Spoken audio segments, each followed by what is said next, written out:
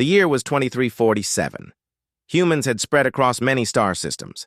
They had joined the Galactic Coalition 80 years ago. The Coalition was a group of 37 different alien species who lived in peace together. But the other species never took humans seriously. They called humans soft. They said humans were too emotional. They thought humans were weak compared to other aliens in the galaxy. Lieutenant Commander Jake Harris stood on the bridge of his ship, the Endurance. It was an exploration vessel that traveled near the outer edge of Coalition space. Jake was a tall man with dark hair and tired eyes. He had served in space for 15 years. His crew was small but good. Lieutenant Megan Cross was his second in command. She was a woman with red hair and a sharp mind. Sam Torres worked as the chief engineer. He could fix anything with enough time and the right tools. Dr. Laura Webb was the medical officer. She was quiet but brave. On this day, they received a distress signal. It came from a research station nearby. The station belonged to the Valith, one of the oldest species in the Coalition. The Valith were tall creatures, almost 4 meters in height. They were known for their great intelligence. Jake ordered his crew to investigate. The Endurance flew through space toward the station. When they arrived, something felt wrong. The station was dark. No lights, no signals, no movement. They docked their ship and walked inside. What they found made them stop breathing. Bodies were everywhere. The Valith scientists had been torn apart. Blood covered the walls and floors. Some bodies were missing arms or legs. Others were cut in half. The damage was terrible. Megan covered her mouth. Sam looked like he might be sick. Laura walked forward slowly, her medical scanner in her hand. "What could do this?" Jake asked. His voice was barely a whisper. Before anyone could answer, a transmission came through on every Coalition channel. Every ship, every station, every planet received the same message at the same time. The voice was deep and rough. It sounded like rocks grinding together. The translation software worked to convert it to human words. "The sleep is over. The hunt begins again. Run if you wish. It will not save you." Jake felt cold fear run down his spine. He did not know what this meant, but he could see the terror on the faces of the Coalition officers when he contacted them for answers. Admiral Zenth was a Thesari, a being made of living crystal. When Jake reached him, the Admiral looked like he had seen death itself. "You do not know what has happened," Zenth said. "The Kreth have awakened." Jake had never heard of the Kreth. The name was not in any database he could access. When he asked, Zenth told him the truth, that the Coalition had hidden from humanity for 80 years. The Kreth were hunters. They were monsters. They came from a death world, a planet of endless darkness where only the strongest survived. They stood 7 feet tall. Their bodies were covered in natural armor. Their claws could cut through metal. Their teeth could bite through bone. For 3,000 years they had hunted the galaxy. They would wake from their long sleep, hunt for decades, and then sleep again. Every species they found became prey. 12 entire civilizations had been wiped out by the Kreth, gone forever, not a single survivor. Even the mighty Valorian Empire had fallen. They once had 10,000 warships. Now they were scattered refugees hiding in the corners of the galaxy. "There is only one thing any species has learned about the Kreth," Admiral Zenth said. His crystal body flickered with fear. "You cannot fight them. You can only run, and pray they do not follow." The Coalition response was immediate. Every species began to evacuate. Ships launched from planets. Stations were abandoned. The message spread across the galaxy: get away from the Kreth advance. Admiral Zenth gave the order to humanity. They were to abandon their colonies in the path of the Kreth. They were to retreat to the inner systems. They were to run like everyone else. Jake listened to this order. He looked at his crew. Megan stood with her arms crossed. Her jaw was tight. Her eyes were hard. Sam had his hands curled into fists. Laura had put away her scanner. She looked up at Jake with no fear in her eyes, only cold determination. Something old woke up inside Jake, something that had been sleeping in human blood for millions of years. Humans had evolved on a harsh world.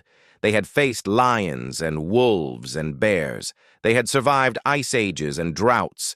They had crawled out of caves and built cities. They had looked at every challenge the universe threw at them and refused to quit. Jake opened a channel to Admiral Zenth. His voice was calm and steady. "With respect, Admiral, humans do not run." There was silence on the channel. Admiral Zenth did not understand. No species had ever said these words before. "You do not comprehend the danger," the Admiral said. "The Kreth will kill every human they find. They will hunt your children. They will destroy your worlds. You must flee." Megan stepped forward. She spoke loud enough for the Admiral to hear. "We understand perfectly. We just do not care." Sam added his voice. "Running did not save the other species. Why would it save us?" Laura spoke last. Her voice was soft but strong.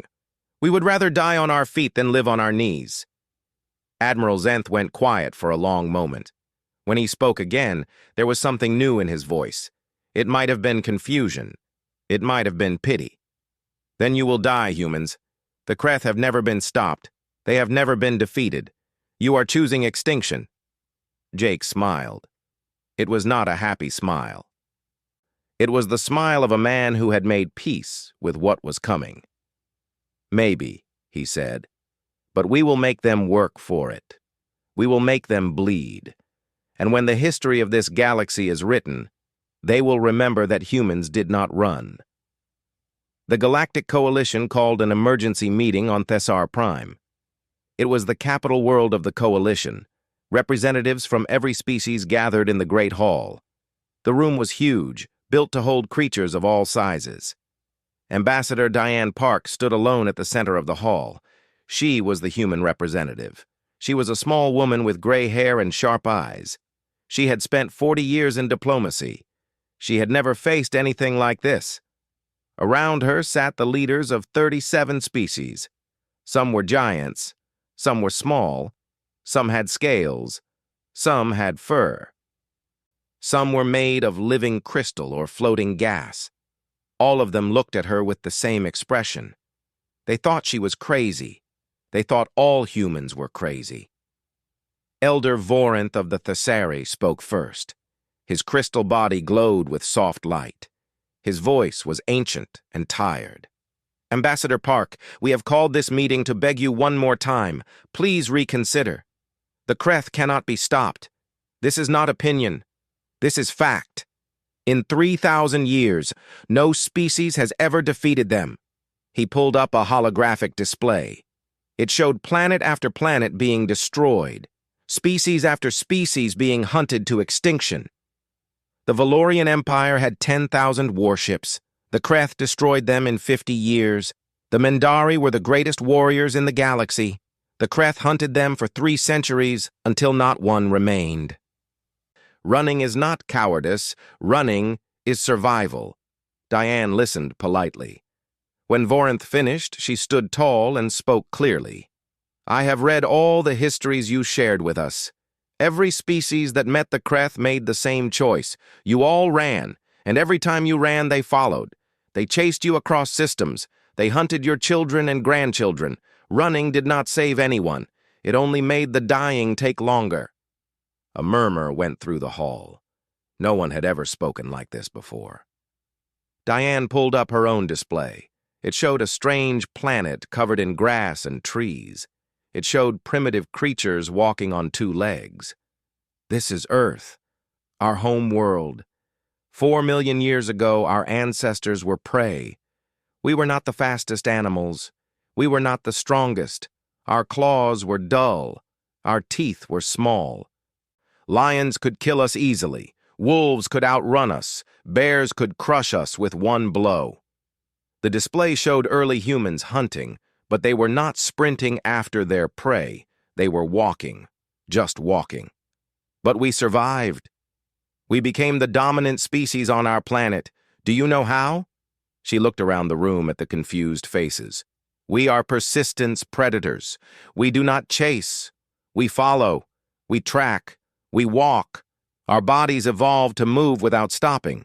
Other animals sprint fast, but they tire quickly. They need to rest. They need to cool down. But humans can walk for days, weeks. We sweat to cool ourselves. We can carry water. We can keep going when everything else has collapsed from exhaustion. The display showed humans tracking an antelope across a hot savanna. The animal ran. The humans walked. The animal ran again. The humans walked, hour after hour, day after day, until the antelope could not run anymore. On Earth, we did not hunt by catching our prey. We hunted by refusing to stop. We followed animals until their hearts gave out, until their legs failed, until they could not take another step, and then we walked up to them and killed them. Diane let those words hang in the air. The Kreth think they are the ultimate hunters, but they have never met a species that evolved to never stop.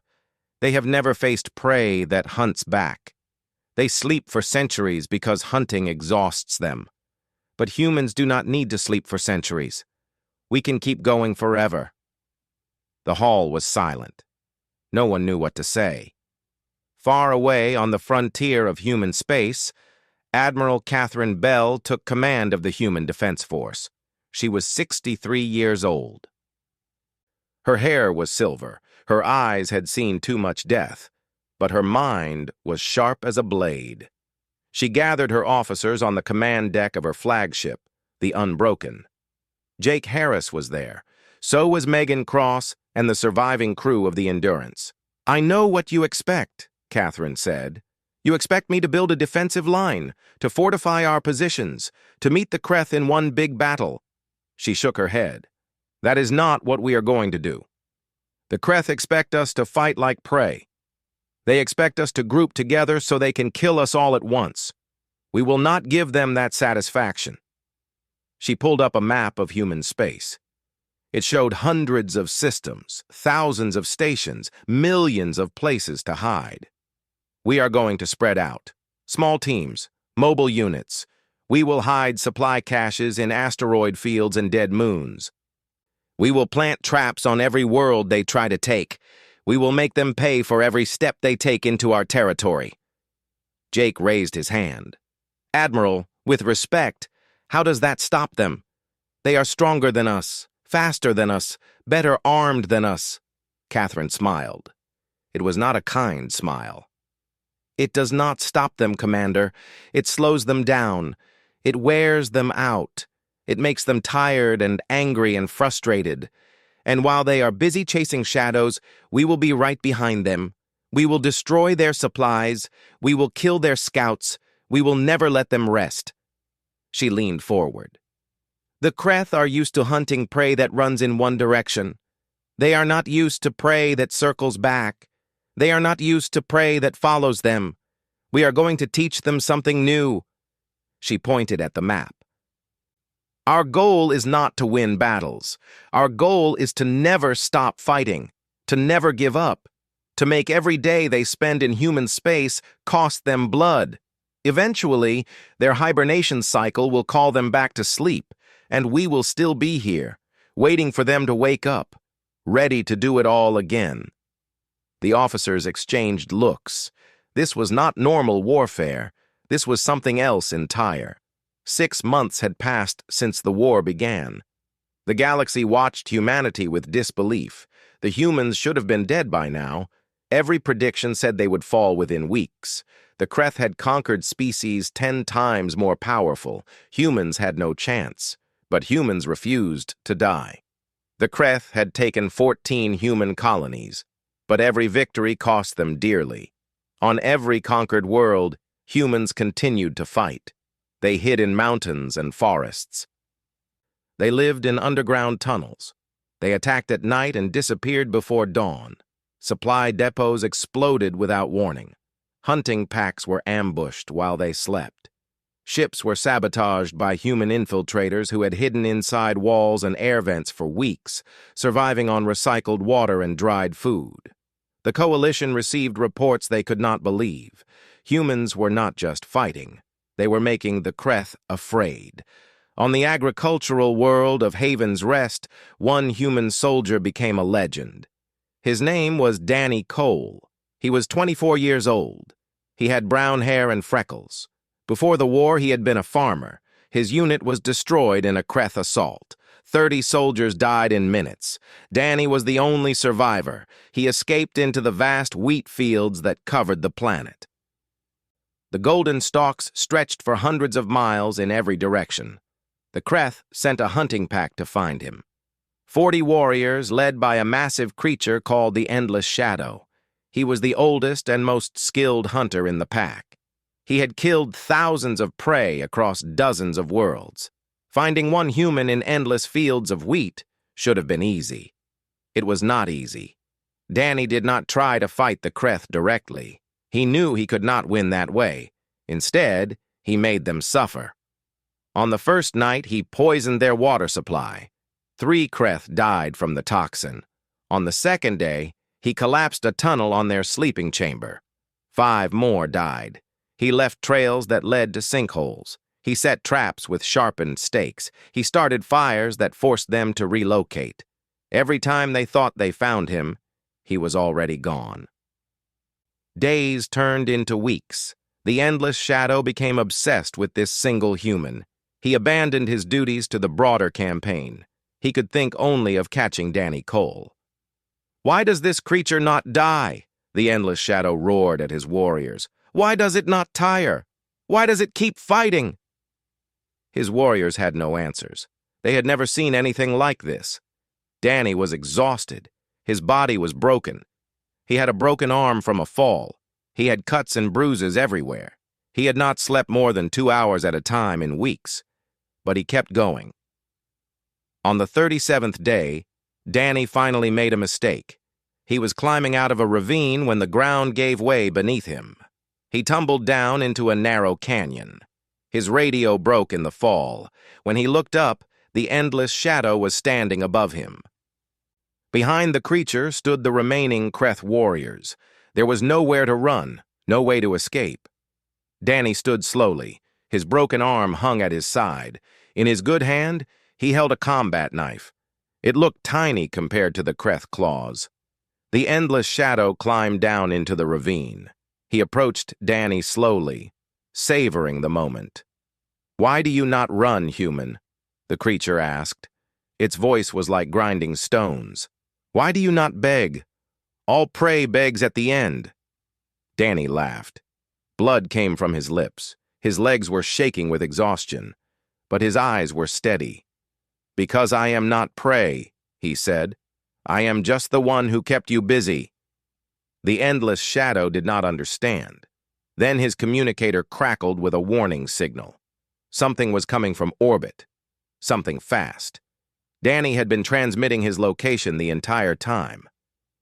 Not to escape, not to call for help, but to mark the target. The orbital strike from the Endurance hit the ravine like the fist of God. The explosion turned everything to fire and ash. Danny Cole died. But so did the Endless Shadow. So did all 40 Kreth warriors who had followed him.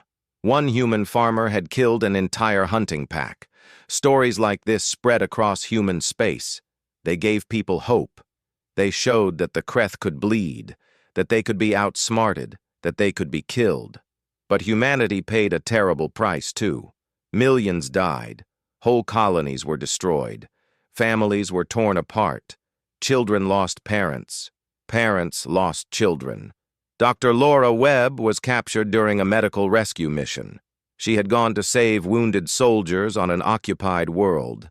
The Kreth surrounded her team and killed everyone except her. They brought her to their war council. The greatest Kreth leaders wanted to understand these strange humans. They had never seen prey like this. Laura sat calmly in her restraints. She was tired. She was scared. But she did not show it. Her face was like stone. The Kreth leaders circled her. They were massive creatures covered in scars from countless battles. "Your bodies are weak," one of them said. "Your weapons are poor. Your ships are slow. Yet you keep fighting. Why do you not accept death like proper prey?" Laura smiled. It was a cold smile with no warmth. "Because we have been doing this longer than you can imagine," she said. "On our home world, we chased our prey until their hearts stopped. We tracked animals for days across deserts and mountains. We do not have the strength to kill quickly, so we learned to kill slowly. We learned patience." She leaned forward in her restraints. "You sleep for 300 years because hunting exhausts you. But we have been hunting every day for 4 million years. We never stopped. We never rested.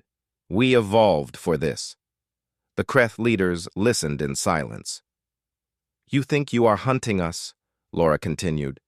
"But you are wrong. You are just giving us a reason to do what we have always done. You are not predators meeting prey. You are predators meeting other predators, and we are much, much more patient than you." The Kreth killed Laura the next day, but her words were recorded. They spread to every Kreth warrior in the galaxy. For the first time in 3,000 years, the Kreth felt something they had never felt before. Doubt. 1 year had passed since the war began. The Kreth advance had stopped. Not because the Kreth had lost their armies, not because their fleets had been destroyed, but because humanity had made every inch of conquered space into a nightmare. Guerrilla fighters operated on occupied worlds for months after conquest.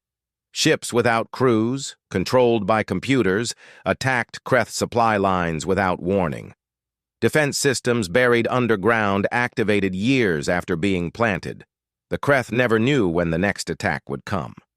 The Coalition watched in silence. They had expected humanity to fall quickly. Instead, humans had done what no species had ever done. They had made the Kreth bleed. Admiral Catherine Bell led from the front. She refused to stay safe behind the lines. She flew her flagship into battle again and again. Her crews loved her. Her enemies feared her. On the colony world of New Cascadia, the Kreth launched their largest assault yet. 10,000 warriors, 100 ships. They came to crush the human defenders once and for all. Catherine was there with a small fleet. She knew she could not win. The Kreth had too many ships, too many soldiers, but 3 million civilians were still evacuating from the planet. They needed time. Catherine gave them that time. For 18 hours, her fleet held the line. Ships exploded around her. Crew members died at their stations, but Catherine would not retreat. Her flagship was hit again and again. Fires burned on every deck. The hull cracked. Systems failed. But Catherine stood on the bridge, giving orders until the end. When her communications officer told her the civilians had escaped, Catherine smiled. "Good," she said. "Now get to the escape pods, all of you." "That is an order." Her crew protested. They wanted to stay with her. "Go," Catherine said softly. "Someone needs to tell them what happened here. Someone needs to remember." Her crew obeyed. They escaped in the last working pods. Catherine stayed on the bridge. Her ship was dying around her. Kreth boarding parties were cutting through the lower decks. She opened a channel that broadcast to every ship in the sector, human and Kreth alike. "This is Admiral Catherine Bell of the Human Defense Force. To my people, I want you to know that it has been an honor. Do not mourn me. Do not stop fighting. Remember why we are here." She paused. Explosions shook the ship. "We are not winning this war because we are stronger. We are winning because we refuse to stop. They have killed millions of us. They have taken our homes. They have burned our worlds. But every single one of them is starting to wonder if we are worth the cost." She looked at the Kreth ships on her view screen. "That doubt is our weapon now. Use it. Fight on. Never surrender." The transmission ended. Catherine's ship exploded moments later. She took 2 Kreth warships with her. Admiral Greg Patterson took command of the human forces. He was younger than Catherine, only 45 years old. He had learned everything from her. Now he had to finish what she started. Greg gathered his commanders for a final briefing. Jake Harris was there, now promoted to captain. Megan Cross stood beside him, her face still showing the scars of a year of combat. "The Kreth are tired," Greg said. "They have been fighting for a year without rest. Their supply lines are stretched thin. Their warriors are exhausted. They expected this to be a quick hunt. Instead, we have made it a war of endurance." He pulled up a map of human space. "For the past 3 months, we have been retreating. We have given ground. We have let them advance. The coalition thinks we are losing. The Kreth think they are winning." He smiled. "They are wrong. We have been pulling them deeper into our territory. We have been stretching their forces across dozens of systems. And now, we are going to spring the trap." The plan was called Operation Persistence. It was the most complex military operation in human history. Every ship humanity had left gathered at Cygnus Station. But that was only part of it. Across every occupied world, sleeper agents waited for the signal. Saboteurs hid near Kreth supply depots. Hackers had spent months infiltrating Kreth communication networks. When the signal came, everything happened at once. Supply depots across 20 systems exploded. Communication networks went dark. Kreth fleets suddenly could not talk to each other. They could not call for help. They could not coordinate. And then the human fleet attacked. The Battle of Cygnus Station was the largest space battle in galactic history. Thousands of ships on each side. Millions of warriors. The darkness of space lit up with weapons fire. Captain Jake Harris led the assault on the Kreth flagship, the Devourer of Worlds. It was the largest ship in the Kreth fleet. The Supreme Huntmaster commanded from its bridge. Jake took a team of 20 volunteers. They knew most of them would not survive. They did not care. They breached the hull and fought their way inside. The corridors were dark and filled with smoke. Kreth warriors waited around every corner. Humans died one by one. Sam Torres fell in the engine room. He stayed behind to plant explosives, knowing he could not escape. His last words were a joke about finally getting some rest. Megan Cross took a claw through her left arm. The limb was destroyed. She cauterized the wound herself and kept fighting. By the time they reached the command center, only Jake and Megan were left. The Supreme Huntmaster waited for them. He was ancient, his body covered in scars from 1,000 hunts. He was the greatest warrior the Kreth had ever known. "You have fought well, humans," the Supreme Huntmaster said. "You have earned our respect. But respect does not mean surrender. We will hunt until one species remains." Jake was exhausted. His body was broken. He had lost friends, mentors, soldiers who trusted him. He had nothing left except his will. He raised his rifle. "Then I guess we will see who gets tired first."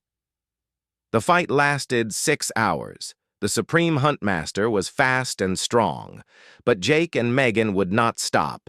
Every time they fell, they got back up. Every time they were wounded, they kept fighting. In the end, it was Megan who landed the killing blow. She drove a blade through the Supreme Huntmaster's eye, while Jake held the creature down. The greatest hunter in Kreth history died on the floor of his own ship. When the sun rose over Cygnus Station, the human flag flew over the Devourer of Worlds. The Kreth fleet was broken. Their Supreme Huntmaster was dead. Their supply lines were destroyed. Their communications were shattered. For the first time in 3,000 years, the Kreth requested a ceasefire.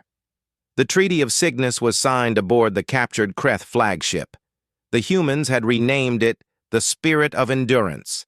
Representatives from every species in the coalition were present. They wanted to see this moment with their own eyes. They wanted to witness the impossible. The Kreth did not surrender. Their pride would not allow it. In 3,000 years, They had never surrendered to anyone. They would not start now. But they acknowledged something they had never acknowledged before. Equals. The new Huntmaster was called the Patient Shadow. He was younger than the Supreme Huntmaster had been. He had watched the war carefully. He had learned. He stood before the assembly, towering over the human delegation. His body was covered in fresh scars from the final battle. His eyes were old and tired. "For 3,000 years we hunted the galaxy," the Patient Shadow said. His voice rumbled like distant thunder. "Every species fled before us. Every species fell. We believed ourselves to be the ultimate expression of predatory evolution, the perfect hunters, the final word in death." He turned to look at the humans. Captain Jake Harris stood at the front of the delegation. Beside him was Megan Cross, her missing arm now replaced with a metal prosthetic that gleamed in the light. "We were wrong," the Patient Shadow continued. "You have shown us that the hunt is not about strength or speed or ferocity. It is about will, about refusing to stop, about continuing when all reason says you should quit." He paused. "Your will is endless. We have never faced anything like it. We do not know if we can defeat it. And that uncertainty is something we have never known." The treaty was signed. The Kreth would keep the territories they had conquered beyond human space. But human systems were declared forbidden hunting grounds. Any Kreth who entered human space would be killed on sight. More importantly, the Kreth agreed to something unprecedented: cultural exchange. For the first time in their history, Kreth observers would be permitted on human worlds. They wanted to understand these strange creatures who had refused to be prey. The war was over, but the cost had been terrible. 4,700,012 humans had died. Entire colonies were gone. Families had been destroyed. The scars would take generations to heal. On the memorial world of New Plymouth, rebuilt from the ashes of the first battle, a monument was constructed. It was a simple black wall that stretched for miles. On it were carved the names of every human who died in the war. Jake Harris was asked to give the dedication speech. He stood before the wall looking at the endless list of names. So many of them had been his friends, his comrades, his family. Megan stood beside him. Her metal arm hung at her side. Her face was hard, but her eyes were wet. Thousands of people had gathered, humans from every colony, representatives from the coalition, even a small group of Kreth observers watching from a distance. Jake stepped forward to speak. His voice was rough, his words were simple. "We did not win because we were the best warriors," he said. "The Kreth are stronger than us, faster than us, better natural killers than we will ever be." He looked out at the crowd. "We did not win because we had better weapons. Our ships were slower. Our guns were weaker. On every measure of military power, we were inferior." He turned to look at the wall of names behind him. "We won because we refused to accept the alternative. The galaxy told us to run. Every other species had run. It would have been the smart thing to do, the safe thing, the logical thing." His voice grew stronger. "But running was never who we were. Our ancestors did not run from lions. They did not run from wolves. They did not run from ice ages or droughts or any of the 1,000 things that tried to kill them." He pointed at the names on the wall. These people understood that. They knew what they were. They were the children of persistence hunters. They were the descendants of creatures who walked across continents to catch their prey. They had 4 million years of evolution telling them one simple thing: never stop. Jake's voice cracked with emotion. "The Kreth asked us why we did not run. This wall is our answer. We do not run because running was never an option. It is not in our blood. It is not in our bones. We would rather die standing than live on our knees." He stepped back from the podium. "Remember them. Remember what they gave us. And if anyone ever asks you why humans do not run, tell them to come here. Show them these names, and tell them that this is who we are." The ceremony ended. People came forward to touch the wall, to find the names of their loved ones, to say goodbye. In the years that followed, humanity's reputation transformed. They were no longer the soft newcomers. They were no longer dismissed as emotional or weak. They were the species that broke the creth. The coalition restructured itself around human strategic doctrine. Other species began to study human history. They read about ancient humans hunting across the African plains. They watched videos of marathon runners pushing through pain and exhaustion. They tried to understand this strange quality that made humans so different. They called it many things: stubbornness, determination, willpower. The humans just called it being human. Admiral Greg Patterson retired after the war. He spent his remaining years teaching at the military academy, passing on what he had learned to the next generation. Captain Jake Harris was promoted to admiral. He took command of the Spirit of Endurance, the captured Creth flagship. He spent his career patrolling the border, watching for any sign that the Creth might return. Megan Cross became his second in command. Her metal arm became famous throughout the fleet. New recruits whispered stories about the woman who lost her arm killing the Supreme Huntmaster. And in the dark spaces between stars, the Creth watched.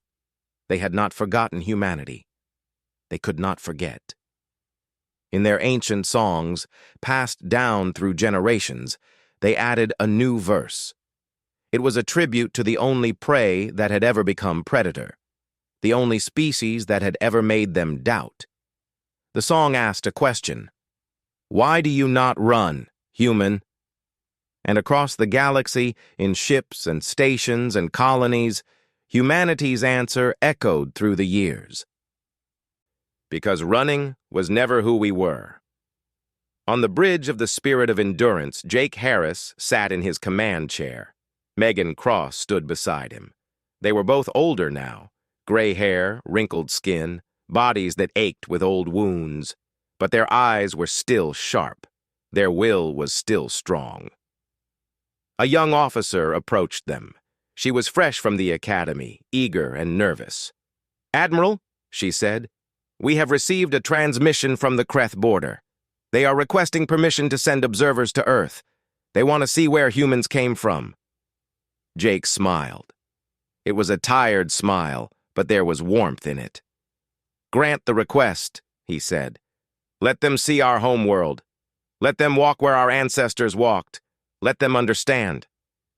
The young officer hesitated. "Understand what, sir?" Jake looked out at the stars. Somewhere out there, the Creth were waiting. Maybe they would wake again someday. Maybe there would be another war. But humanity would be ready. They were always ready. "Let them understand," Jake said softly, "that we were never prey. We were always hunters. We just needed something worth hunting." Megan laughed. It was the first time she had laughed in a long time. "Do you think they will ever really understand?" she asked. Jake shook his head. "No, I do not think they will. I do not think any species will. It is not something you can explain. It is something you have to be." He stood up from his chair and walked to the window. "We are human. We persist. We endure. We never stop." He placed his hand on the cold glass. "That is all we have ever done. That is all we will ever do." Behind him, the crew of the Spirit of Endurance went about their duties. They were the children of persistence hunters, the descendants of survivors, the heirs of 4 million years of stubborn refusal to die. And if the galaxy ever forgot what they were capable of, humanity would be happy to remind them. Because humans never stopped, humans never quit, and humans never ever ran. The end. The war was not over, but humanity had done the impossible. They had made the hunters stop. Jake stood on the bridge of the captured flagship, looking out at the stars. Megan stood beside him, her arm now just a bandaged stump. "Did we win?" she asked. Jake did not answer for a long moment.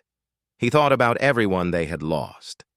Catherine Bell, Sam Torres, Danny Cole, Laura Webb, millions of others whose names he would never know.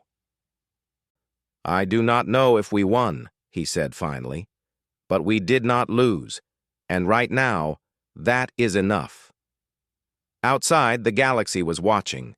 Every species in the coalition saw what humanity had done. The small, soft, emotional newcomers had broken the Kreth. Nothing would ever be the same. They had always been the hunters. They had always been feared. They had always won. But these humans would not stop. These humans would not run. These humans looked death in the face and smiled. The Kreth War Council met in secret. They discussed something they had never discussed before. What if they could not win? What if these humans truly were something new? What if, for the first time in their history, the Kreth had met their match? They decided to send more warriors, more ships, more resources. They would crush the humans with overwhelming force. But deep in their hearts, the doubt remained. And somewhere in the darkness of space, human ships were waiting. Human soldiers were preparing. Human engineers were building new weapons. The hunt was far from over, and humanity was just getting started. The first Kreth hunting pack entered human space 3 weeks later. They came to the colony of New Plymouth. They expected to find terrified humans trying to escape. They expected easy kills. The colony was empty. Every building was abandoned. Every vehicle was gone. The Kreth searched the streets, confused. Where was the prey? Then the bombs went off.